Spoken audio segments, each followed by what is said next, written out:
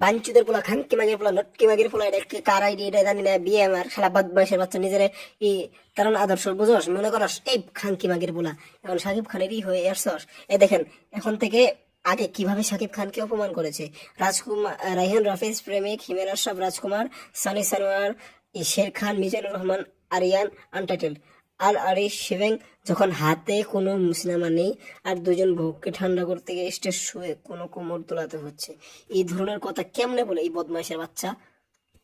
এই যে এই বক্স অফিসের যে ফলাফল দেখাচ্ছে, এই এই বদমাইশের বাচ্চা মিথ্যা বক্স অফিস দেখাচ্ছে। যদি হয় 10 কোটি সে বলতেছে 8 কোটি, আর যদি হয় 15 কোটি সে বলছে 10 কোটি।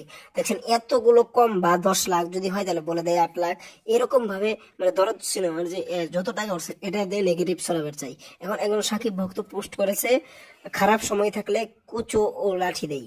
শাকিব খানের তখন কঠিন সময় ছিল, বুবলি ইস্যু, রেপ কেস, সব মিলিয়ে বাজে সময়। এর মাঝে সিনেমার ঘোষণা হয় কিন্তু শুট শুরু হয় না। তখন শাকিব খানকে নিয়ে এমন সুশীল রূপী অসুস্থরা নোংরা টোল শুরু করে, আবার এদের শাকিব ভক্তরা কাউন্টার দিলে বড় বড় রচনা লিখে শাকিব ভক্তরা খারাপ, এই সেই সাকিব ভক্তদের খারাপ হতে বাধ্য করেছে এই সুশীল রূপী মানসিক অসুস্থ রোগী লোকেরা। এই পেজ আবার বক্স অফিসে ট্র্যাক করে নিজে বাংলার তারান আদর্শ ভাবে। এদের তথ্যকেও বিশ্বাস করবেন না। দরদ সিনেমার 20 লাখ কমিয়ে বলছে, রাজকুমার ও তুফানেও তাই করেছে। সাকিবকে কতটা হেট করে এই পোস্ট বোঝা যায় এরা সাকিবের ভালো চায় না। আসলে আমি যখন থেকে এদের দেখতেছি এই বিএমআর, এদের আমার কোনোই পছন্দ হয়নি। অতএব এরা 10 থেকে 15 লাখ টাকা মিথ্যা বলে বক্স অফিস কমিয়ে দিয়ে বদনাম ছড়াবার চেষ্টা করছে।